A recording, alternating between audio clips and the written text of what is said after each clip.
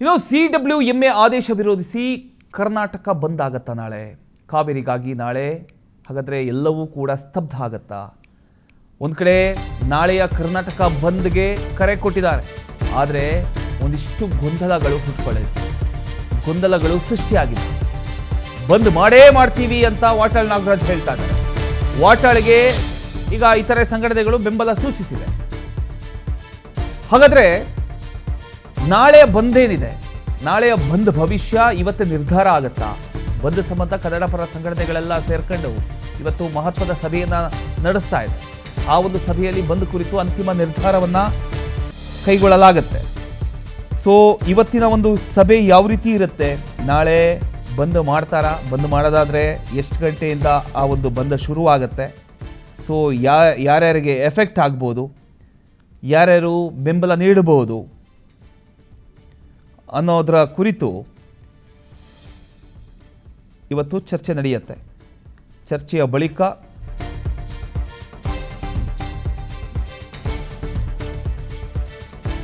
ಕರ್ನಾಟಕ ಬಂದಿಗೆ ಯಾರೆಲ್ಲ ಬೆಂಬಲ ಸೂಚಿಸಬಹುದು? ಹೋಟೆಲ್ ಮಾಲೀಕರ ಸಂಘದಿಂದ ನೈತಿಕ ಬೆಂಬಲ ಸಿಕ್ಕಿದೆ. ಖಾಸಗಿ ಸಾರಿಗೆ ಸಂಘಟನೆಗಳಿಂದಲೂ ಕೂಡ ನೈತಿಕ ಬೆಂಬಲ ಸಿಕ್ಕಿರತಕ್ಕಂಥದ್ದು. ಇನ್ನು ಓಲಾ, ಊಬರ್, ಆಟೋ ಚಾಲಕರಿಂದಲೂ ಕೂಡ ನೈತಿಕ ಬೆಂಬಲ ಸಿಗ್ತಾ ಇದೆ.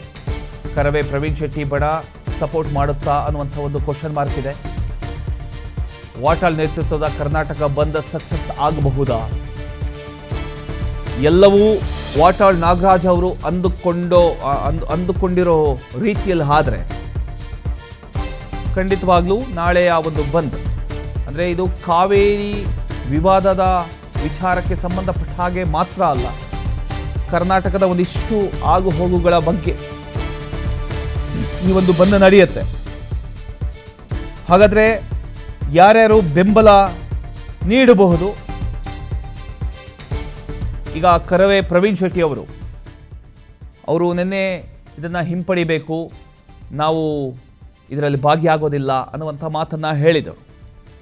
ಈಗ ನಿನ್ನೆ ಬಂದಿರತಕ್ಕಂಥ ಒಂದು ಆದೇಶದ ಪ್ರಕಾರ CWMA ಏನು ಆದೇಶ ನೀಡಿತು, 15 ದಿನಗಳ ಕಾಲ 12,000 ಕ್ಯೂಸೆಕ್ ನೀರು ತಮಿಳುನಾಡಿಗೆ ಹರಿಸಬೇಕು ಅಂತ. ಈಗ ಇಡೀ ರಾಜ್ಯ ಮತ್ತೆ ಕಿಡಿಕಾರ್ತಾ ಇದೆ ಆ ಒಂದು ಆದೇಶದ ವಿರುದ್ಧ. ಇದನ್ನ ಮುಂದಿಟ್ಕೊಂಡು ಪ್ರವೀಣ್ ಶೆಟ್ಟಿ ಅವರ ಬಣ ಎಲ್ಲ ಸಂಘಟನೆ ಸೇರ್ಕೋಬೋದಾ ಅನ್ನುವಂಥ ಒಂದು ಕುತೂಹಲ. ಇವತ್ತು ಎಲ್ಲರ ಒಂದು ಸಭೆ ನಡೆಯುತ್ತೆ. ಆ ಒಂದು ಸಭೆಯ ನಂತರ ಗೊತ್ತಾಗುತ್ತೆ ನಾಳೆಯ ಬಂದ್ ಯಾವ ರೀತಿ ಇರುತ್ತೆ ಅಂತ. ವಾಟಾಳ್ ನೇತೃತ್ವದ ಕರ್ನಾಟಕ ಬಂದ್ ಏನಿದೆ, ಆ ಕರ್ನಾಟಕ ಬಂದ್ ಸಕ್ಸಸ್ ಆಗುತ್ತಾ ಇಲ್ವಾ ಅನ್ನೋದು ನಾಳೆ ಗೊತ್ತಾಗಬೇಕಾಗಿದೆ.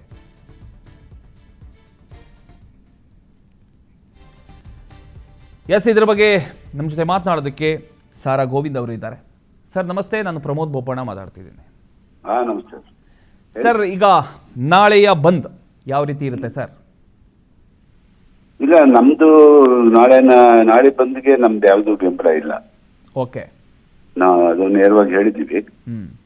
ಸರ್ ಈಗ CWMA ನಿನ್ನೆ ಒಂದು ಆದೇಶವನ್ನ ಕೊಡುತ್ತೆ. 15 ದಿನಗಳ ಕಾಲ 12,000 ಕ್ಯೂಸೆಕ್ ನೀರನ್ನ ತಮಿಳುನಾಡಿಗೆ ಬಿಡಬೇಕು ಅಂತ.